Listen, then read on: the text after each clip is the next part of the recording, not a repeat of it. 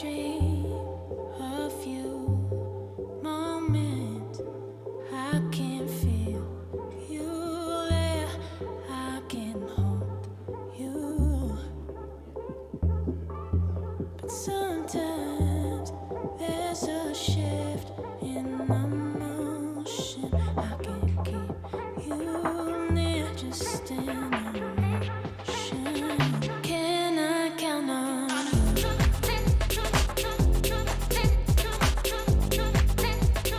Can I count on you? You're my only virtue. Inner demons that I can't seem to push aside. I can't stop it. And that's why I need you here. I am no good, but you steer me clear of my delusions. Can I count on you to be there with me now? I can't better of losing you somehow. Please hold down the phone since I'm not around. Can I count on you to be there with me? You're my only virtue. I may not deserve you, but I cannot do without you. Didn't know what I had lost. You are my elevation, the closest thing to heaven. If I ain't got you, then where am I to fall? Moments I can feel you, hold you in my arms, feels this far that I found. Can I count on you to be there with me now? I can't bear the thought of losing you somehow. Please hold down the phone since I'm not around. Can I count on you to be there with me? You're my only virtue. Sure.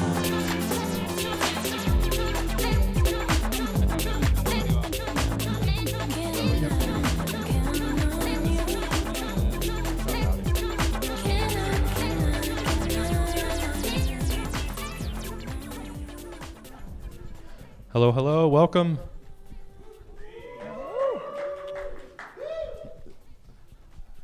Welcome back to our 5th TouchNYC meetup. That's crazy. Thank you so much for coming out tonight. It's pretty wild to see kind of just from this starting point of trying to just get everyone together in the same space and what it's grown to now.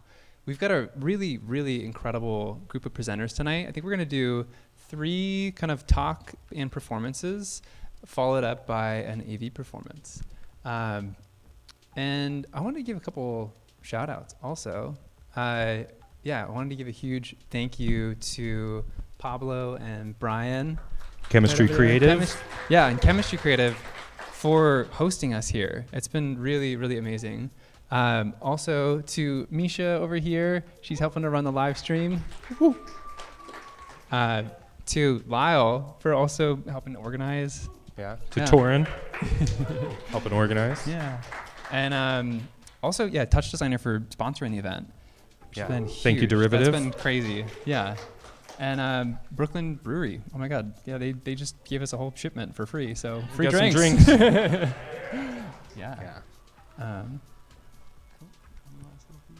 No, I think we'll get started with the first one.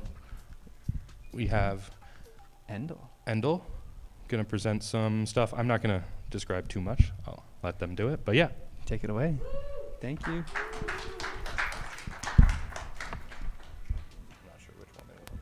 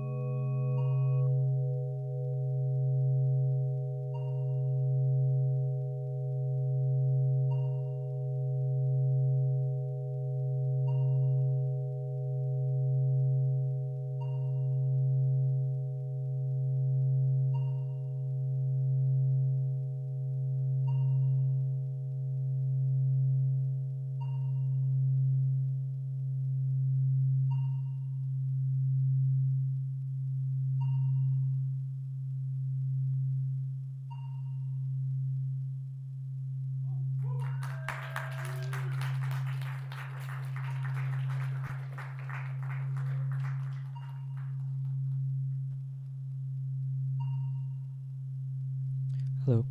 Um, yep, thank you.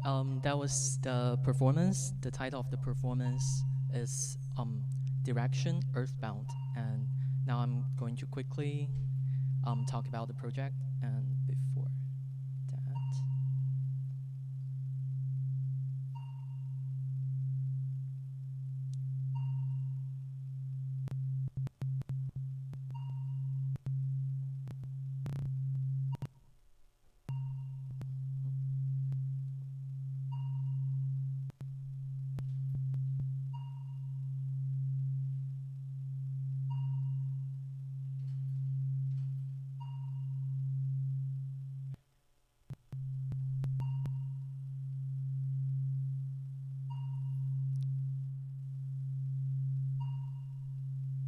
yep. So my name is Enddle, and I just graduated from Digital Arts BFA program at Pratt Institute. Shout out to my Pratt classmates there. And now I'm working as a freelance artist at 3LD Art and Technology. So this performance, I am the operator of an imaginary vehicle of changing perspective, and audience will become the passenger, where you can wait. Well, so somehow TouchDesigner is not working, but so if you scan this code, you can get a ticket for the ride we just did. And oh, sorry, I will put it on the right side. So this journey is flying outwards and then to let everyone imagine the lives that they may never experience, and in the end looking back at themselves from obviously 400 kilometers above the ground.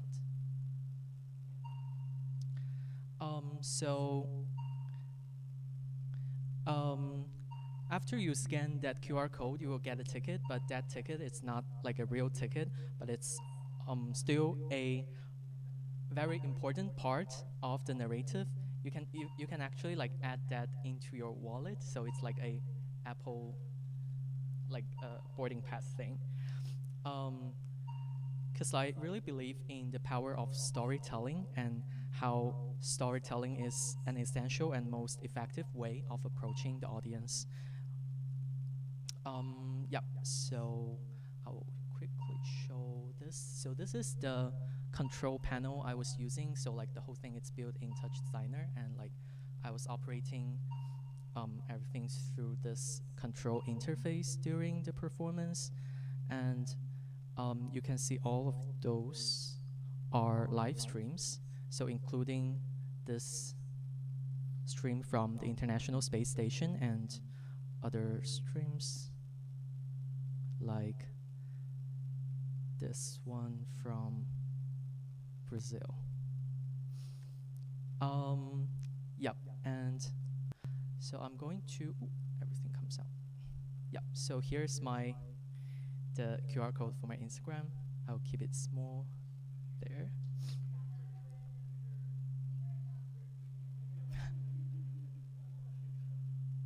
Yeah, I don't want it to be like blocking the project itself.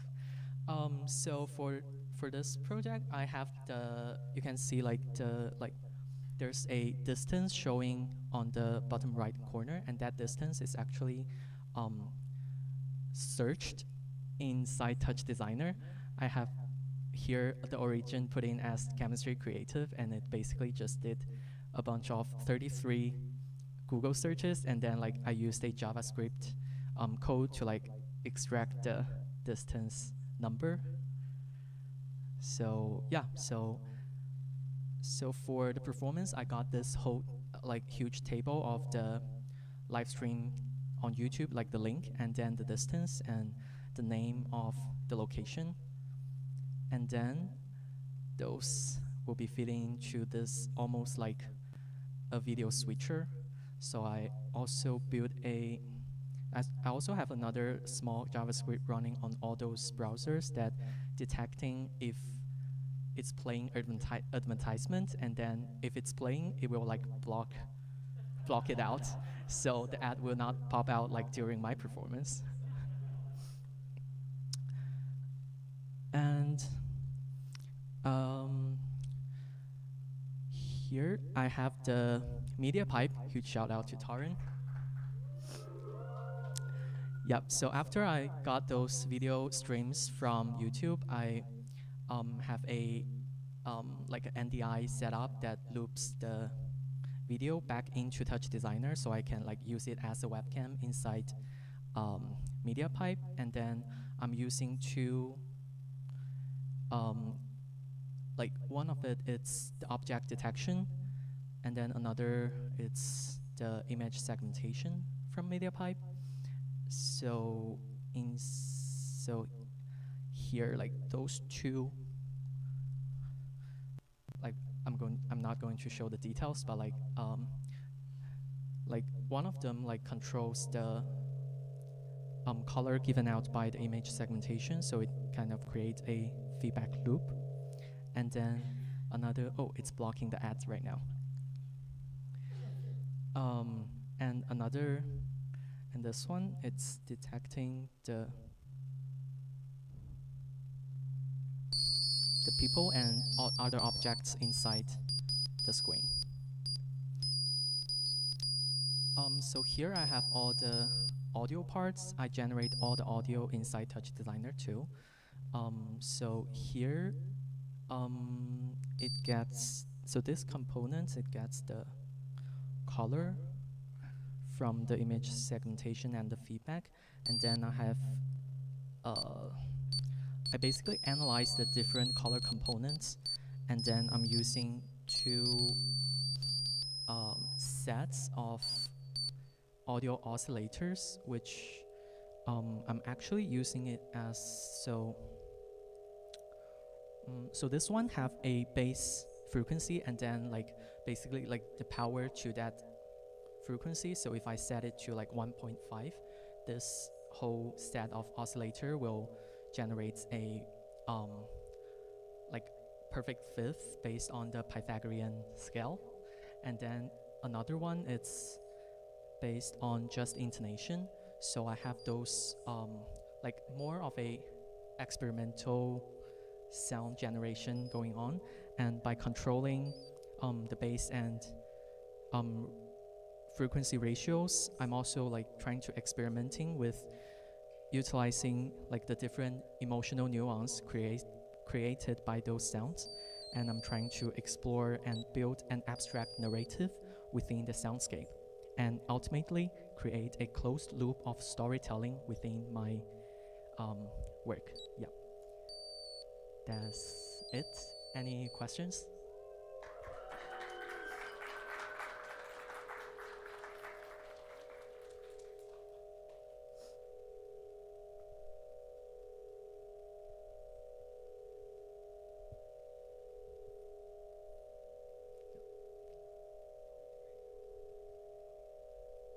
Sorry, I cannot hear that.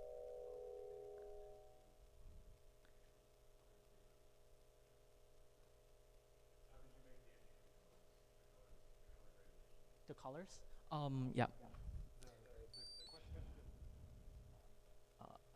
The question was, how did you make the entropy colors? Yeah, the colors. So this is like the colors generated from the image segmentation inside media pipe. So I basically just put it into a feedback loop, which I give it like a very high, like I give it boost of the saturation, and also like, because it's always in that feedback loop, so it like gets brighter and brighter and more saturated, and that's how it gets that color.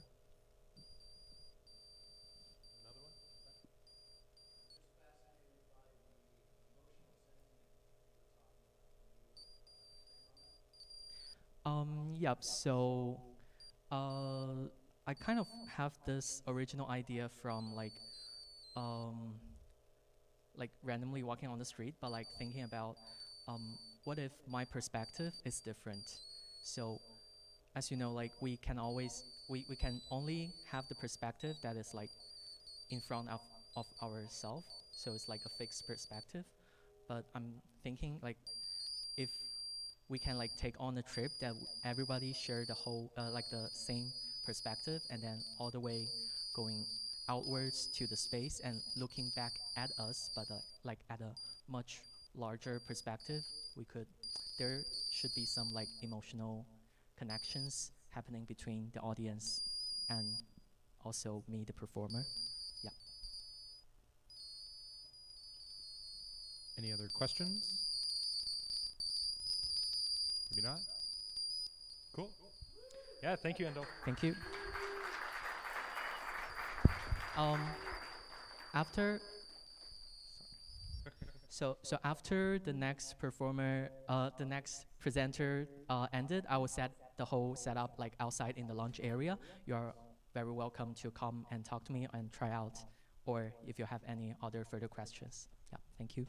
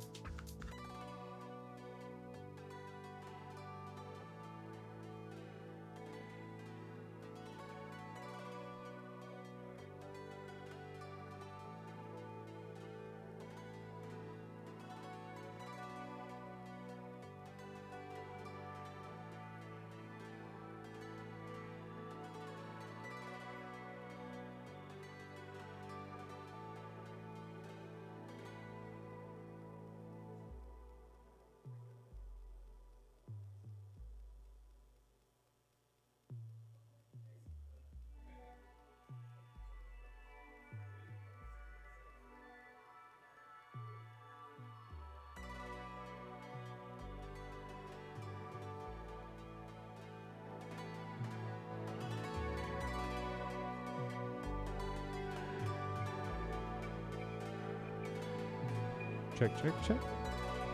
Check, check, check. I'll stand here and I'll adjust. Okay, perfect.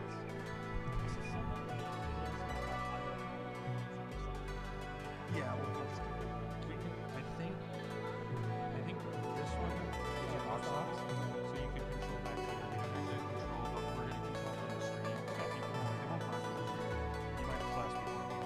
You might flash people.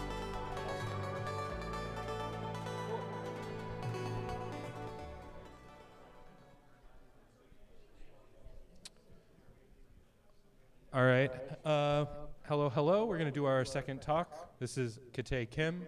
They're going to talk about just their work in general. I don't know. I'm not going to do too much of an introduction. Take it away. Thank you, Lyell. So, yeah, thank you guys all for having me. Great to be here. I'm Kitae, like Lyell said. I'm originally an architect. We're going to find out this later in the talk. But my talk will cover design, visualization, and interaction around immersive spaces, artworks, and architecture. All right, so a little bit about me. Here's me. I went to the Taubman School of Architecture at the University of Michigan. I actually studied art first, super interested in media art and architecture, and then eventually moved up one floor in the building to officially study architecture. But I was the lead architect and designer at the studio of this artist. His name is Rafael Lozano Hemmer. Maybe some of you have heard of him. He's a Mexican-Canadian media artist. Oh, thank you. Who has really incredible work. He is known for being what his critics call a megalo-democrat, okay? So this is somebody who really is obsessed with how does an individual represent themselves in a city, and how can art be utilized to make this symbolic, right, and make this evident. So Rafa and I met because he happened to give a lecture at the University of Michigan way back in like 2014 or 15 or something like that, and I thought, who's this crazy guy? Who is out here making installations, and this is, mind you, back in like the 90s, early 2000s, with giant robotic searchlights, all on top of a public square in Mexico, that people could log into a website and be able to control these spotlights just using, their mouse and keyboard from anywhere in the world. How is this possible that we've never heard of this person? So when I graduated after applying to a bunch of big corporate architecture firms, I was like, wow, this really sucks. It'd be great to work for that crazy Mexican dude. I wonder what he's up to. So this is about the same time that Brexit had just happened, and Rafa is very obsessed with kind of like socialist art in a way, right? How do we represent the people? And that really resonated with me. So I wrote him just a random email about Brexit and asked him maybe he needs an architect to help him create these sort of architectural and immersive artworks and design them better, visualize them. How do we actually get them built? So I wrote him that email, didn't hear back for weeks, and I was disappointed, but it turns out that everybody at the studio was just on summer vacation, and he responded and he said, "This was a super weird email to get, but we should probably meet." And he's Mexican, so I thought the studio would be in Mexico City, but it turns out he's in Montreal. And he asked me if I could move there in 7 days, and I was like, hell no. But I ended up moving in 10, so he won. So I'll just jump in here, and I'll show you a sample of works that I worked on when I was at the studio. There's Rafa. This one is called Border Tuner. So this is a huge lightwork installation on the border of Juarez and Ciudad Juarez and El Paso. This one is an Archimedia installation in Mexico City. You can see these are the silhouettes of people taken with webcams down the street, and they get projected. This is one of his most famous artworks called Pulse Spiral. These are light bulbs that glow with people's heartbeats, and each light bulb is someone's heartbeat. So part of it is kind of the idea of memento mori, right? How do we memorialize the ephemeral? This is Colin Water. Rafa's obsessed with poetry and surveillance technology, so these fountains generate your face out of cold vapor, and then it disappears, right? This is Bach. This is a geodesic, not geodesic, it is an orb made of 1,028 speakers, each one playing a different Johann Sebastian Bach track with 10 kilometers of cable. This is an Open Frameworks little visualization back there. This is called Voice Theater. This is a giant installation in a Roman theater. This is Speaking Willow, another speaker-based piece. It has speakers that detect your presence with a RealSense camera and then plays each speaker over your head. These are some LED artworks. Sorry, I'm blasting through these, but we got a lot to get through. This is another surveillance piece that tracks you, but looks for color, right? And then it will play on this giant lo-fi screen. This is an permanent installation in Montreal. And then this is me at what was our biggest show yet, called Atmospheric Memory, which is all programmed in Touch, narrating, or rather routing all of these artworks.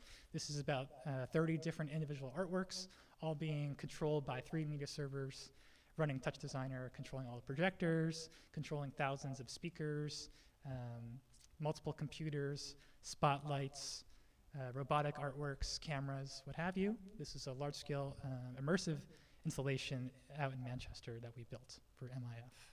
So that was back in 2019. And then, thank you. I want to show you some great behind-the-scenes footage of the studio. So this is Montreal. To create an artwork for listening I might is have to really turn this a what little the bit project down. became. That's Rafa's voice, so you can hear him talk about this artwork. There's me.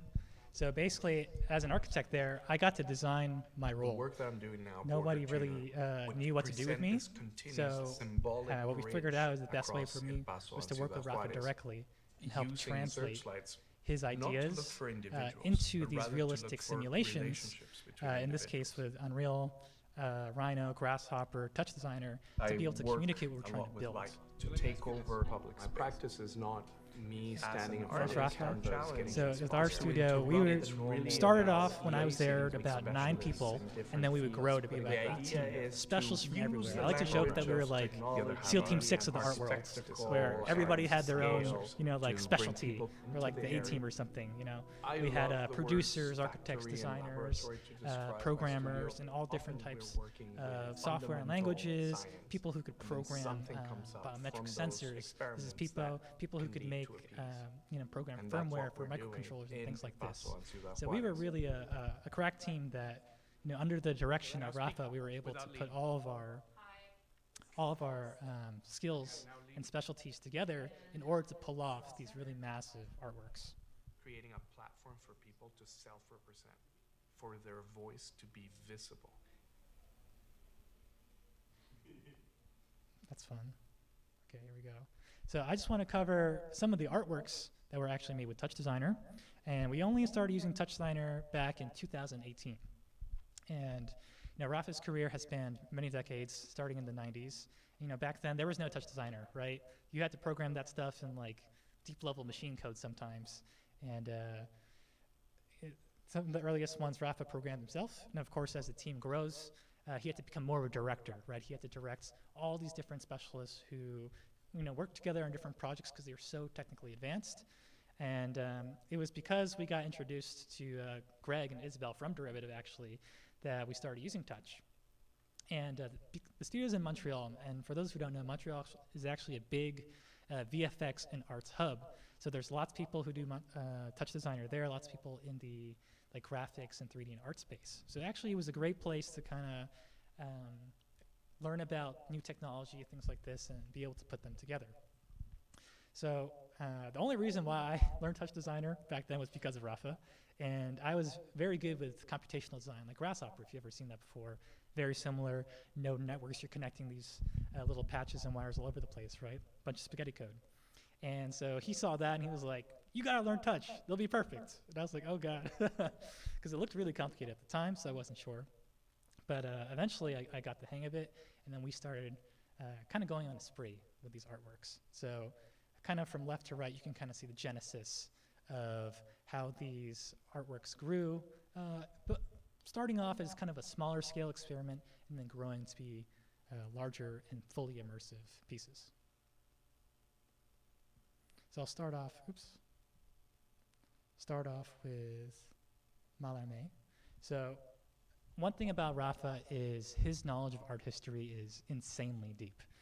Behind every piece, even if it's made with the most modern tools and technology and questioning our contemporary society of surveillance capitalism, things like this, it references really, really old artworks and many times poetry. So for example, this piece is called Recurrent Mallarmé. It's a generative text spring with the total compilation of the works of Stéphane Mallarmé. So for those who don't know, Stéphane Mallarmé's work, it freed poetry from the page, where it didn't have to just be written, word for word, letter for letter. The words could fall apart, the letters could droop. They were almost like drawings at the same time as being poetry. So then we thought, okay, how do we turn this now into a generative artwork? Like, how do we free these letters from the page in a way that would represent Mallarmé, right? So for this piece, this is all TouchDesigner. This is using the fluid dynamics via a particle system in Touch. And then out of the fluid, out of this entropy, this chaos, these letters of poetry reassemble themselves line by line, making every single poem that Stéphane Mallarmé ever wrote. And a cool thing that I love about this piece is, because it's generative, it never repeats itself, right? So we've now created kind of like an infinite variations of his work.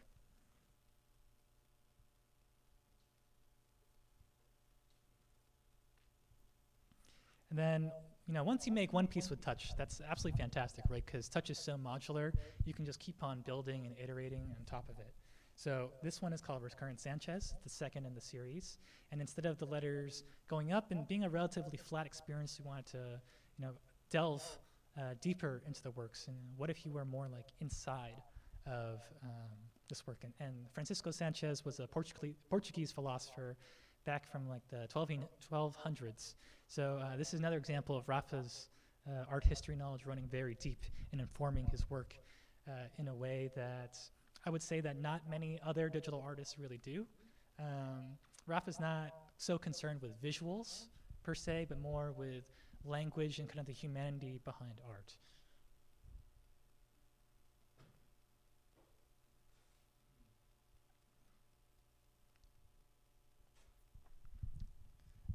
And then at a certain point, we wanted to double it. So we have this piece, which is called Double. And this one's really fun because it's taking that technique and trying to go farther with the particle system and think like, okay, now we've developed this technique, like how do we iterate on this further? So we actually sequenced Rafa's DNA and we were able to get this back and then use the DNA sequences as those lines. So then we have these two displays, each one displaying a different set of a genome. So one is his, and then the other is just bacteria. And what we were trying to represent with this piece is just how similar we are. We're really not that different. Like if you look at the base pairs, you start comparing the genetics, the genetic code, maybe we're not so special. So this was a fun piece to make and display, and I think was really representative of this turbulence and this entropy.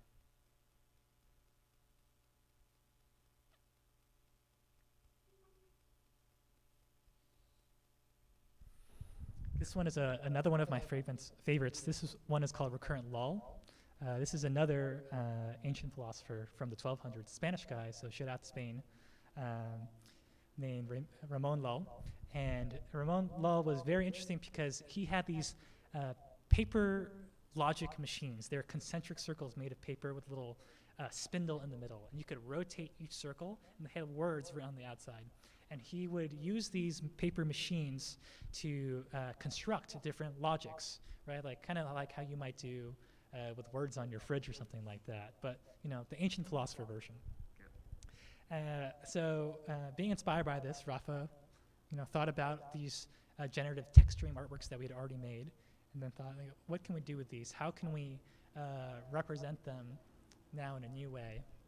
So this piece, although it looks super complicated, is actually quite simple in its design. It's 9 spirals, 9 toruses with the letters, the works, the lines of Raimundo Lyell's writing actually arrayed on each spiral. And then these 9 spirals move in a grid, right? Like a 3x3 grid. And they can collapse on themselves, they can go farther apart. Sometimes they fully line up, and it's completely random.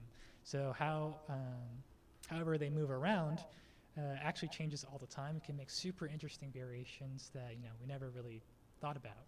And this version is a triptych. So this has 3 different panels. So this is with TouchDesigner, splitting them up and then accounting for the bevel of the screens so that it is as seamless as possible.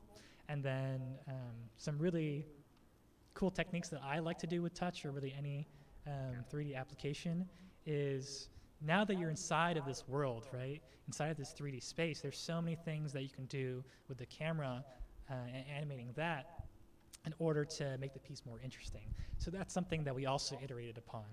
What happens when you're changing the FOV of the camera, you're moving it around in space, how can that inform the artwork? So you can see with Rafa's artworks, it's very iterative. And I was there for about 5 years, and believe it or not, worked on over 100 projects. So when I say iterative, I really mean it. We did just a crazy amount of work. And then, of course, we had to supersize it. So this is a version called Babbage Lovelace, inspired by Charles Babbage and Ada Lovelace, essentially the 2 first computer programmers who created the analytical engine. So this is a fully immersive version of the artwork. This is North Carolina, Chapel Hill. It's part of a touring show of his called Atmospheric Memory.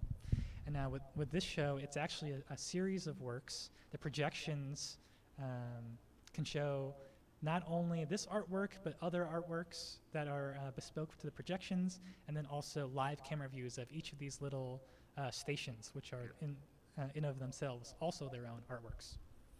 So this is an example where we experimented with that 3D camera, and we're like, okay, now let's supersize this and really put people inside of the art. And Rafa is very known for having a good hook, if you will, interacting with people and getting them to participate. When you enter Rafa's world, you become a participant in the artworks and you make them. So having your shadow be a part of the piece, for example, shadow plays and this artwork were very important. So tracking people in space with cameras and then using their shadow to affect letters, or it could be speaking to a microphone. In the earlier clip, you saw a display of water vapor, and that was actually a piece where you could speak into it, and then it would take your voice and write it into a wall of fog. So with these artworks, much of it is interrogating how can we not only make artworks that are just on the walls, that are screens that you look at, but artworks that really immerse you and force you to interrogate them and are related to a much earlier version of art history, a kind of deeper knowledge that maybe media art and digital art is not always privy to. And that's something that Rafa would always talk about, is how the history of media art is actually very old. And we call it new media, but artists have been creating works with technology since, as soon as technology was available, right? They were always trying to do the most of what they had. This is an example of some of Mallarmé's work. You can see now these references from his notebook, how he tried to free the letters from the page, and here's some other poets. And you can see with this knowledge of art history, you're able to get just kind of a richer experience that you wouldn't be privy to. And this is a version that we actually did during COVID at the Arsenal Gallery. This one's called Encode Decode, and this one is using the works of the British Jamaican philosopher Stuart Hall. And Stuart Hall's work is all about how when we are communicating with one another, the speaker, the person talking, is inevitably encoding their words. And the person listening, the audience, we have to decode what they're saying in order to get the message. So we thought, how do we represent this in space, but simplify it, and so it doesn't have to be a full immersive experience, but you're still inside of the work. So this one is all TouchDesigner as well. And as a person is walking through the space, there's a little tiny Connect Azure in the corner, about 3 meters or 11 feet up. You can almost see it in this picture. And as you walk through this space, the entire artwork shifts to move with you, and it tries to face you, so that these letters, lines of text that reassemble, they face you and they complete themselves in front of your face. So these are supposed to be angled so they reach your eye line. With these artworks, they're very challenging to concept, design, and explain to people. So that was basically my job there, is talking with Rafa and being able to kind of mock up the spaces in something like Rhino, visualize that, build maybe a concept in Touch that we can previs out, and then show that to, in this case, Arsenal Gallery, and be able to say, hey, we want to build this giant wall here that matches the existing wall that you have. We want to mount this camera here, run a 10-meter USB-C that goes to a media server. This Connect Azure tracks a person, and boom, they're interacting with this artwork.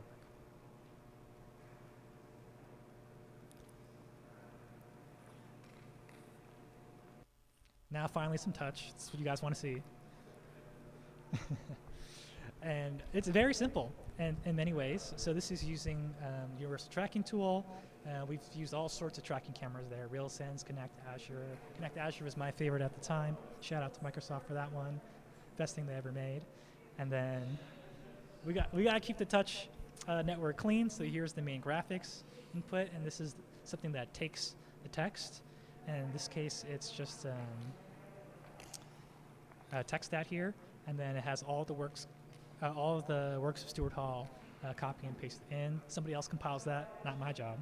And, and we're able to separate it out into lines. And something interesting that we have to figure out is, well, how do you figure out what the longest length line is throughout the total of this guy's work? So it could be millions of lines of text, and then display them across the screen. And then how do you make this particle system? So we ended up, I'll show, I think I go up later, but end up using a sprite sheet and a text top to be able to create a 3D atlas that gets all the unique letters, and in some cases just random Latin characters as well, because these are ancient philosophers. They're writing in Latin, not in English, right? And being able to showcase those with all the accents and specific letters as well. And you can't just show all the letters that are inside of the piece, because it would never run. That's way too many individual letters. So you want to call repeats. So that's what the text sprite sheet is for. This is just a debug system. So that's a text top. So you can switch between a white screen and an image, so that we could mask the edges between the projections. And then this is a previs that's in Touch. Prevising out in Touch is kind of hard. So this is like a very basic example. So this just takes the blob tracking and is able to show that in regards to the screen. So you can kind of understand how the camera of the artwork is moving with the person. So that's what that white line is. It's a little debug line. So you can visually see in the space, like, hey, is this tracking, right? Because you can see it in touch. But when your media server is 50 feet away behind a giant wall, you can't really go and look at the monitor, right? And like know what you're looking at, even if you remote in, it doesn't work great. So that's what that's for. And then here is the sprite sheet. So this is what I wanted to show you. So this is running through all the letters and then finding all the unique instances and then putting them into this nice little atlas that we can use to populate our particle point cloud with. And then inside this particle point cloud are all sorts of controls for gravity, acceleration, wind, and then things that we can pulse inside of there to change that cloud so that it's not super repetitive.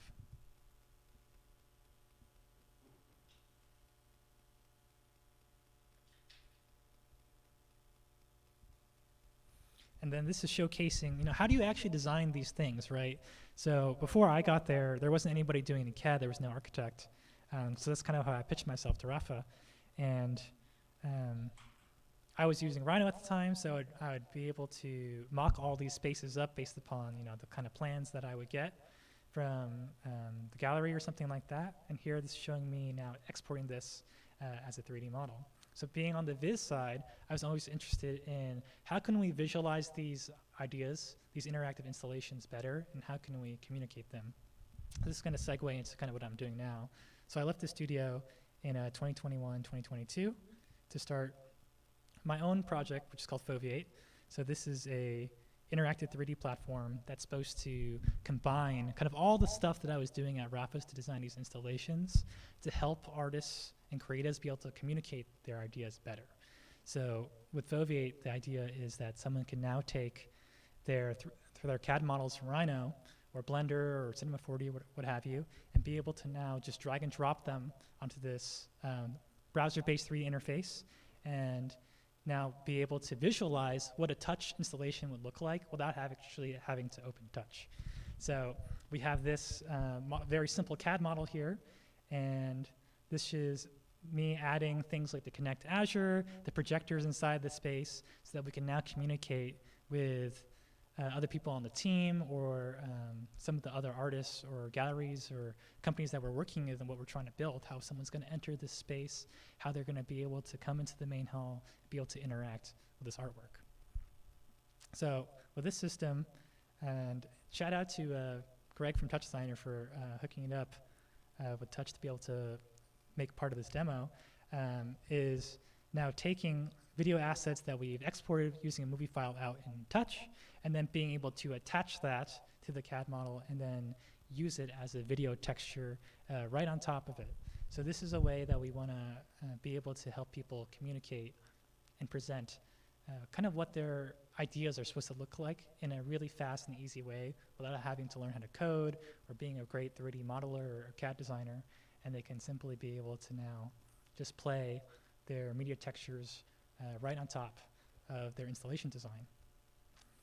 And part of this idea is, during COVID, I was really disheartened to see a lot of my friends in the Touch community have a very difficult time find work, and I wanted them to be able to work on projects remotely and visualize them and simulate them without actually having to be there on site. And this is kind of trying to address those issues of how can we as creative technologists who are so good at making installations be able to actually design them better and basically iterate them at the same speed that we're able to at the studio, where I got to sit next to Rafa every day and be able to jam out 10 different ideas in an afternoon. How can we do that, but in a more decentralized way? So kind of inspired by the ways that I was working with Rafa, and how can we all have agency in a new way and be able to collaborate on these amazing interactive installations. So with Foveate, the idea is that it's kind of like a Frankenstein baby of Google Slides and like Enscape or something like that, where you can just drag and drop in your CAD models, your videos from Touch, you can make camera points of view in space and be able to walk people through all of your ideas and ensure that they actually get it. So really trying to think about like how can we explain what you do to your mom, right? This is kind of like the joke that I tell people is, I worked for 5 years at Rafa's. My mom still has no idea what I was doing there. And hopefully with something like this, she'll be able to just get it and be able to kind of visualize the space. And I could just invite people to this, and then they'll be able to join my scene in real time and be able to visualize it all together.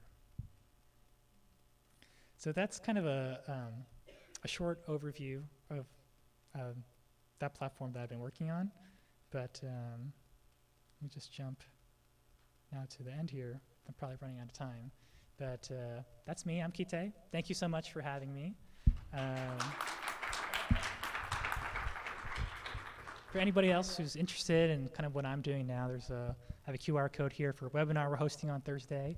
It's going to show something very similar to what I showed here at the end, which is how can we pre-visualize an interactive installation using TouchDesigner, using Rhino, and using Fluid all together. But yeah, thank you so much, and if there's any questions, happy to take them. Thank you. Yeah, I think if we have 1 or 2 questions, we could maybe throw them out if anyone's got a question. Otherwise, we'll go to the, no, we got one. Okay, so for your, what you say you have like one single connect dasher in the corner of the room, how do you handle multiple people? Like what if there was like a stream of like 10 to 15 people? Great question. So, we thought about that, and what we actually do is that we pick the person who's closest to the screen, and then we use them to swing the whole camera. And we added a delay to it so that it wouldn't be super noticeable, because someone pops in, you don't want the whole thing to be like, you have this this installation. I will just go back to the video here. This thing, when you see it in person, is freaking massive. So if anything moves very quickly, it's super disorienting. So Rafa always goes for something as slow and as simple as possible. Maybe got time for one more? Leah?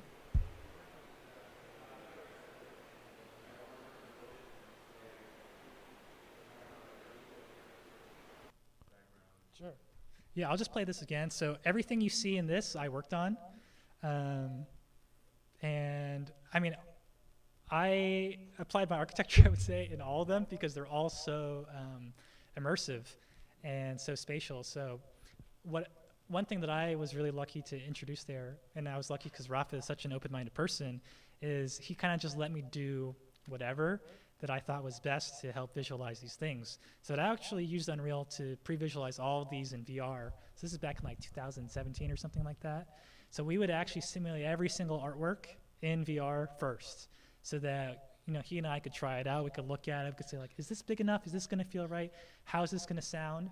And then we would use that to communicate to some of the programmers who were in open frameworks or something like that. Here's what we're trying to build. Here's kind of the effect that we're going for. How do we do this? And a lot of it was, it's a very collaborative studio, so it might involve me 3D modeling something in, this is a great example. Me 3D modeling something in Rhino and Grasshopper. So parametric, he'll show me a speaker, right? So this is a tiny little custom Chinese speaker that we modified, and he'll say, we're gonna do something with this. Let's figure out what to do. We're gonna buy 400 of these, or like 10,000. And so then we would test. What's the listening distance of the speaker? It's 4 meters. Okay, so let's parametrically array 400 of these speakers in kind of like a tree shape over a person's head, and then see what that's like.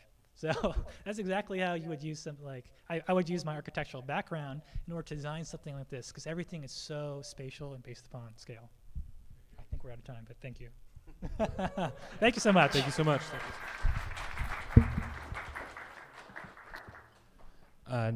Next, for the last little talk, and then we have an AV performance at the end, we have 2 gentlemen from Interactive Items, which is a studio. They're going to show some work, do some talking. Yeah.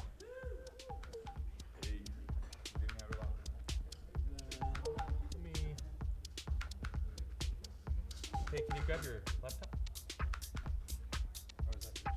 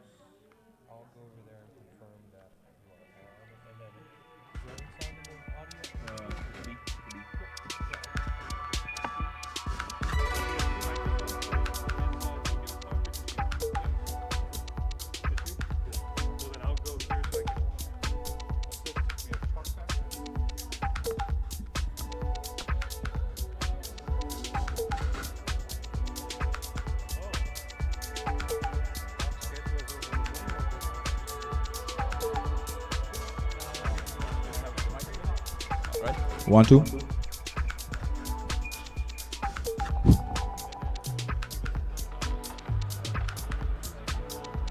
right, 1 minute, yep. Thank you.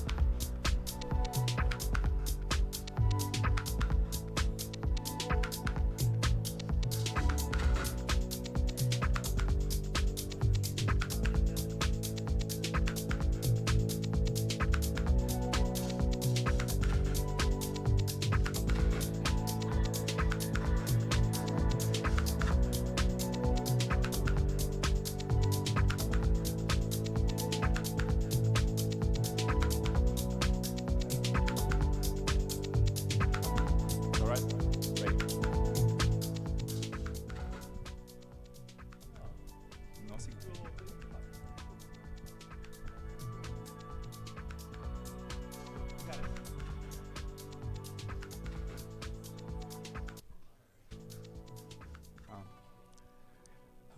Good evening, everyone. My name is Vladimir Gorodsky. I am a founder and art director of a studio called Interactive Items. This studio specializes on creating digital art objects based on interaction, as obvious. And I would love to share several our favorite projects with you and to tell a little bit what is behind the scenes of them. So, yeah, our studio was established in 2017 in Moscow, Russia.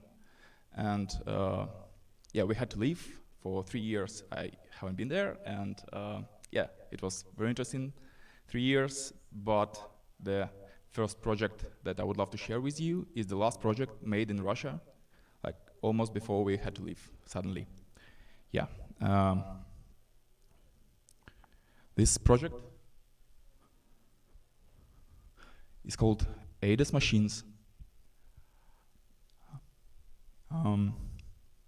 So this one was made for a gallery which suddenly proposed us make something interactive with 3 big robots. Yep. And we decided to make kind of contrast connecting those 3 huge machines with something really easy to interact with the controller. And that controller was a little knob, and that knob enabled participant to interact with an item, with the installation, rotating either one of 2 directions, and engaging robots, having an animation synchronized with the graphics, and the graphic was also connected to that controller. So we connected the controller to robots and the graphics and made them one after another interact with the knob. So, and this project has this name, ADAS Machines, because it is based on the conception of Plato, the ancient philosopher, who said that there is a space of ideas, the world of ideas, where ideas live. And it is no way to perceive this world. You can only think about it. But we found out that it would be great to create something like a telescope that enable people to see the stars. But this telescope should observe the ADAS, the ADAS space. So, and it became pretty massive. Like it's the version 1. It's so every shape symbolizes an idea, because ideas are very simple, but the complexity is built upon them afterwards, and when they become tangible. So this art object consists of, I guess, as far as I remember, 5 ideas, like matter, time, the spring is time, there is cyclicity, which is Tor. So yeah, using this ADAS machine, you can just directly observe the ADAS space without any obstacle. All right, yeah. So as you can see, when you interact with the knob, you engage machines to work synchronously with the graphics. Yeah, that's it. And the second project I would love to share with you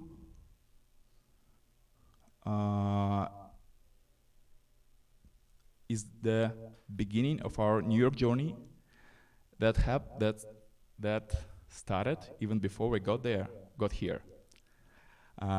So when we left Russia, we spent 2 years in a small, really small Turkish village, and suddenly we obtained a request to create a huge installation for Electric Zoo Festival in New York. We were heading to New York actually by the time, but this project came to us 2 months before we got our visas, so we made it remotely. And for us it was something, I guess, the most challenging that I ever met in my life. So yeah, the request was to make it with AI, and it was made in the end of September 23. So there was no real-time AI yet. So there was a huge wall, and there was a conception of festival, electric zoo, electric animals. And we had to develop an approach, how can we transform people right in place using cameras in the capture booth into animals. And we didn't have an idea how can we do this. It was totally out of our scope of skills, and but it was so desirable for us to create this project, so we decided to go whatever we can to show all of our skills. And eventually it became possible. It took us a month, and it is pretty short time for this setup. So I will explain a little bit about the setup. So this, as I've already mentioned, was made before real-time AI. So we had to use non-real-time, and each video was rendering for 5 minutes, I guess. It was like each video of 20 seconds. Using animate diff was rendering for, I guess, 5 minutes or 4 minutes. So we had to create a pipeline, so crowds of people, because there was like several thousands of people in this festival. So we had to create something which is broad enough to interact with such a big crowd. And we had to create a pipeline which consisted of 4 generating machines that we've been set in a queue for each of them, and afterwards everything was combined together into this wall. Yeah, that was controlled by another 2 servers, and there was also 2 servers in the booths where people were being captured. So, and also it was a lot of there, and the month was kind of, when you are in a big stress, the month stretches maybe in 2 months. So it was also an art direction tasks. All of this was we had to create and approve with clients everything about it. So yeah, it was nice. Also, the project contained a lot of generative effects along with these monsters. So yeah, it was hard month, but yeah, after it I found out that not too much impossible in this world. All right, so that was a great start to engage with AI in interactive graphics, and then we continued our research, and we had interest in avatars. Some way, I don't know. They just interesting for us, And we've been creating them using sorry, first attempts of LLMs. There is no sound.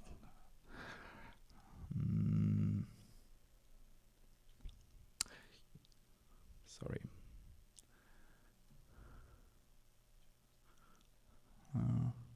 Has their own interpretation. What's your take on it? Is art more about the intention or the interpretation? It's interesting. I think art is more about action. Is when you're doing something great that you want to. That is art.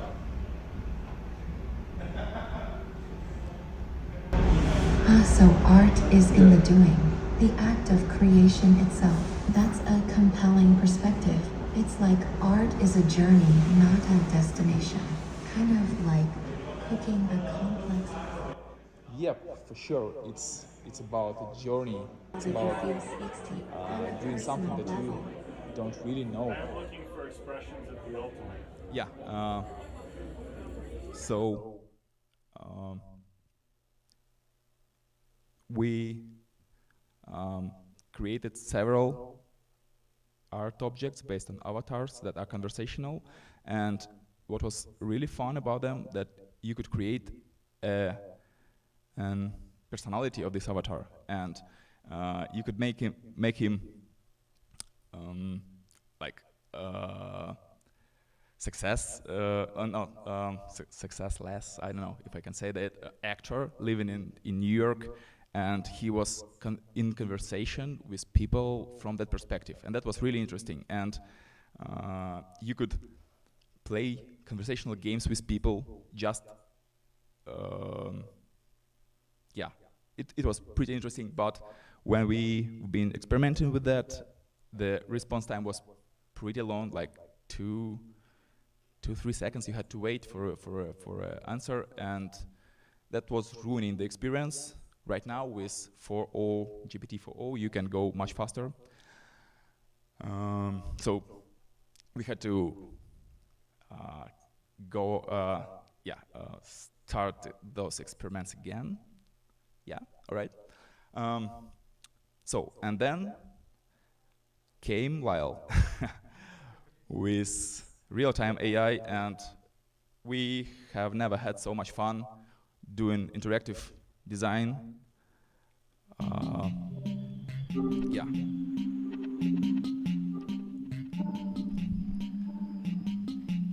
The distance between imagination and realization of an idea shortened dramatically, and it became something really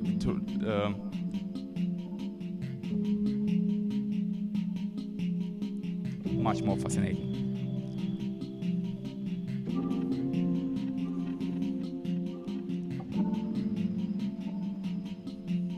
We had experiments with figures. For example, in this project, we created a list of prominent artists and a list of fashion brands, and we were mixing them. So, for example, you could create an imaginative collaboration between Balenciaga or Rick Owens and Cezanne or Van Gogh. How could this clothes look like if they were made by both of these artists? Yeah, and we were experimenting with materials, with media, and at one moment we found that clay is something really is about interaction. When you have it in your hands, you have the kind of substance of interaction under your control. And we were just playing, and we found out that when you have yellow hands, or like a little bit reddish hands, and white clay in it, the AI treats it like two different entities, I don't know, and it could be a fight between them. So like here, and we kept on experimenting with the clay, and we came up to an installation that we have shown several times already, and have shown it in Miami Art Basel. That enabled you to vocally give a prompt.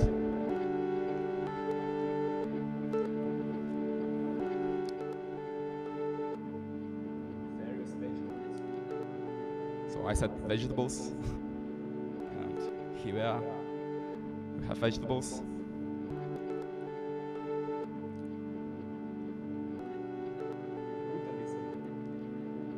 And like literally everything, and just one word changing all the scene.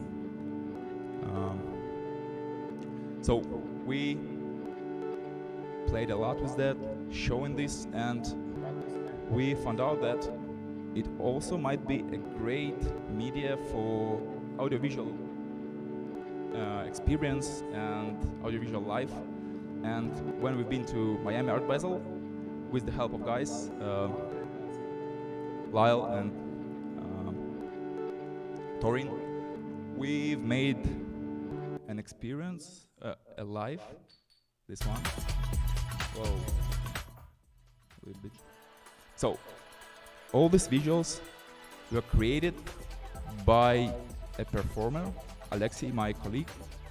He was interacting with the clay, and to be able to stretch it for the whole huge screen, which was so the only weak point of AI generation in real time is the resolution. It's insufficient, unfortunately, by now, but everything's going to change soon, I believe. But for that time, to overcome this obstacle, we had to create this grid,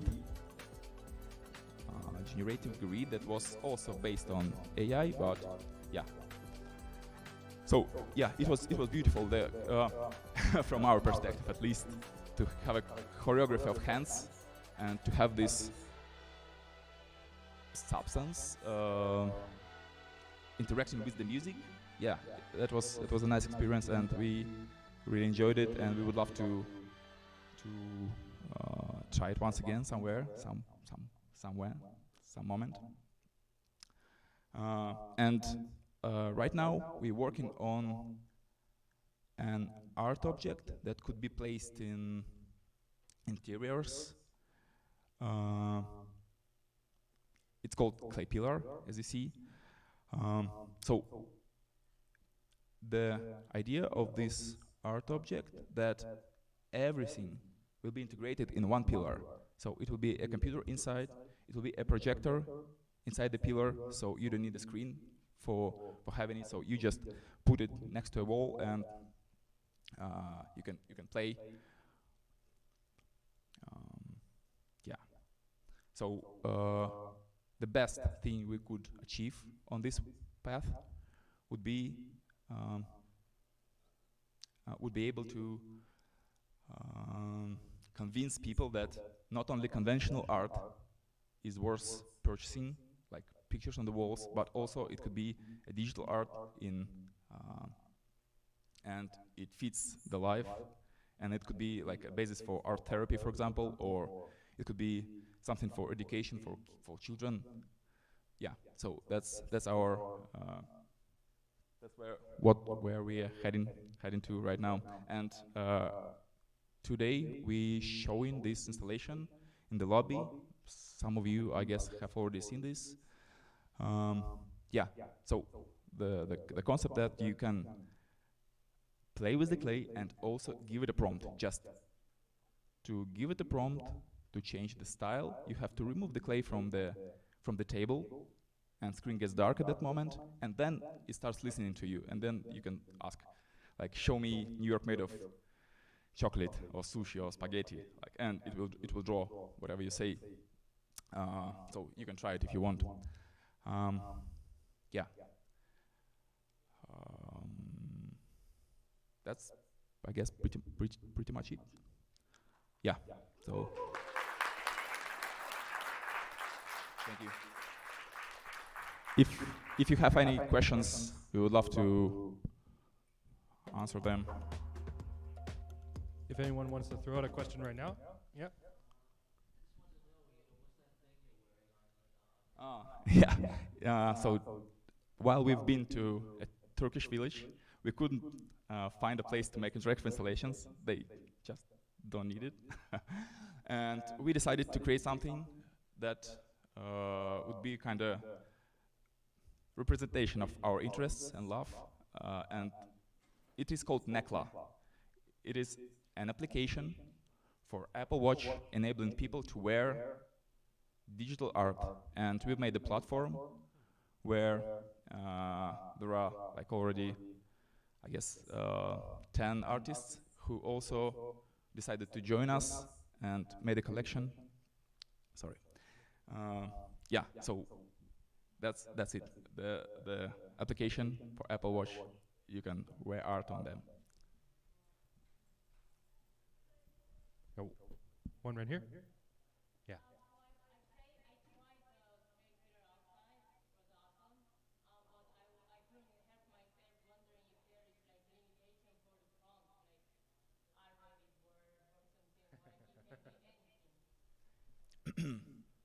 Yeah, actually, sometimes you'll be surprised that that something very complicated could be pretty obviously and symbolically correctly represented in installation. So sometimes it captures the whole long sentence into condensed image, but not all of the prompts are working equally good, I would say.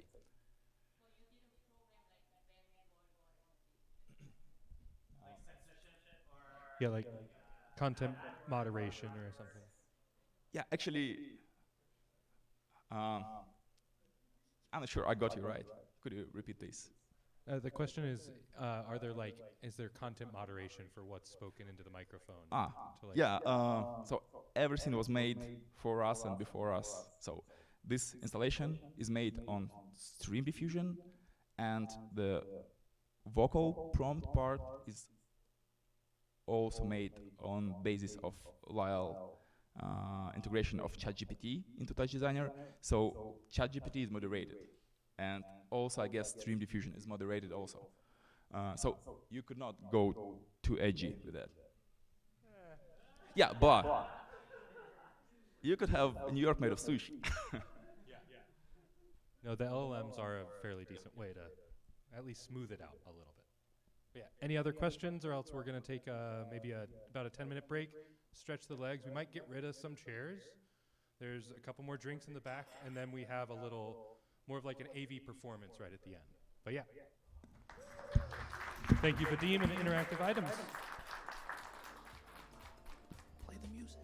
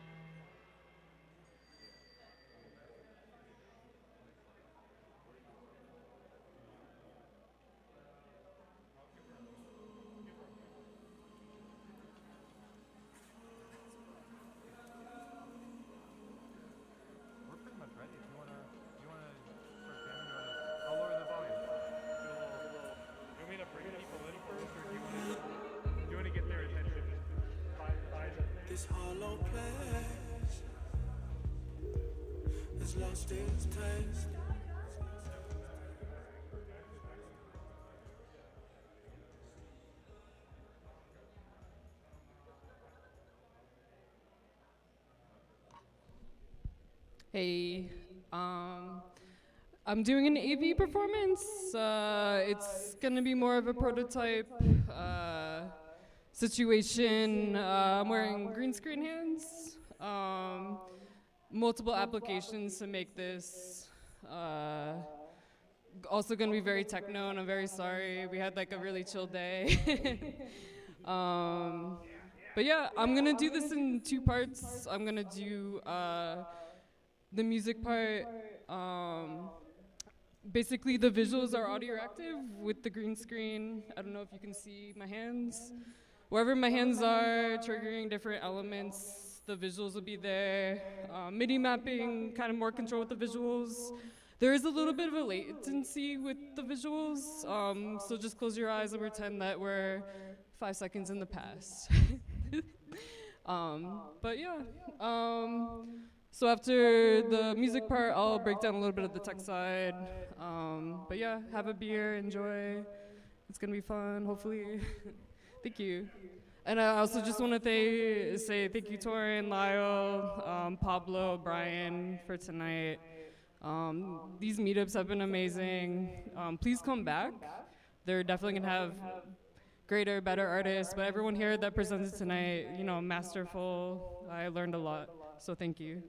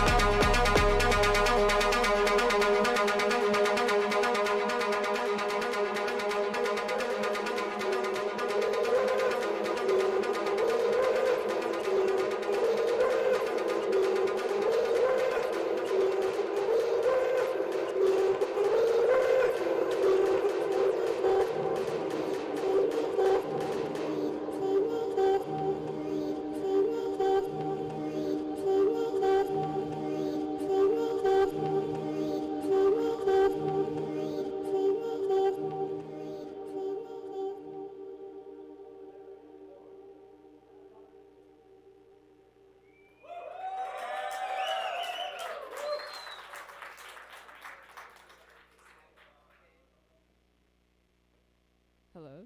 Yes. I was getting so hot under those lights, and I'm very sorry. Like, imagine just trying to play Ascend, just bending over the whole time and just rushing through stuff. It wasn't the best that I've ever played, but thank you. But no, try just like playing Ascend in front of like really hot lights. I'm sweating. No, thanks for sticking around. Basically, this is a super prototype using green screen. Well, thank you. I appreciate that. Yeah. Thank you so much. Yeah.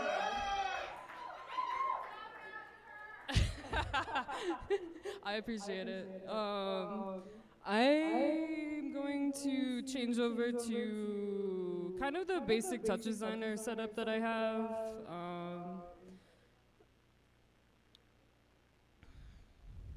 Oh, that's fun.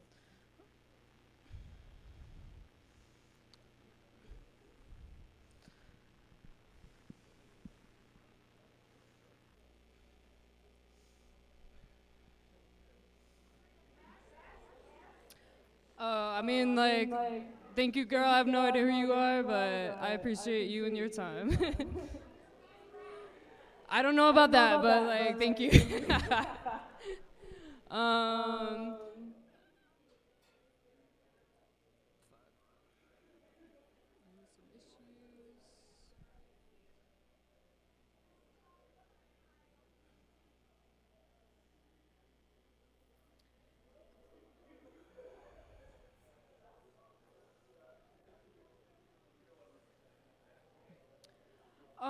So basically, I dabble in a lot of programs. This is basically a very, very simple network of chroma keying. It's okay if they want to talk. Like, you know, we got the free beers. It makes me talking to you safer. We're all happy here.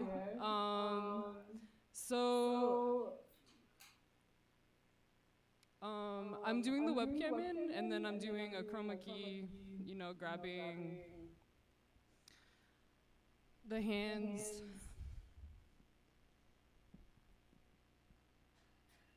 Kind of. Where to go? It's because of TouchDesigner. Yeah, the magic of TouchDesigner. Yeah, so chroma keying the hands out. I mean, it's hard in live situations. You can't do like a full key sometimes. I did a show on Saturday where I couldn't key anything. I didn't have enough light, which is, you know, kind of sad. But I've only, you know, played this set out or tried to twice. Very, very kind of new set.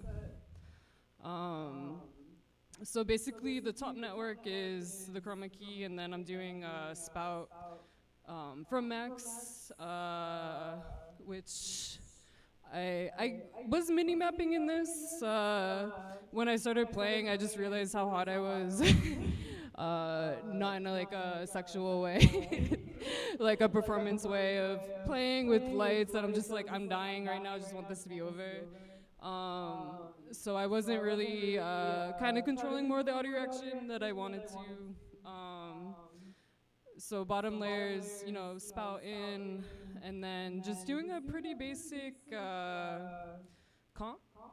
And then doing a spout into Resolume where I controlled more like the color, the display. Yeah, pretty kind of new set, I would say. There's so much I want to work on and, you know, do better, perform better. Yeah, I don't know if anyone has any questions, but alcohol. Thank you.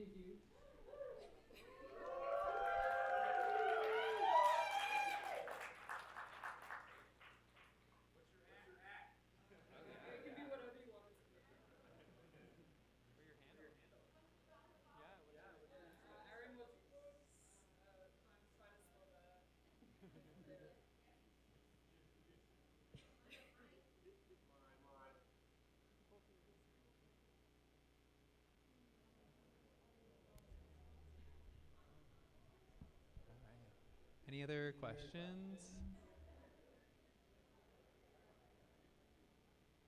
All right. So good. Thank you. Thank you. Yeah. Could everyone give a huge round of applause to Erin?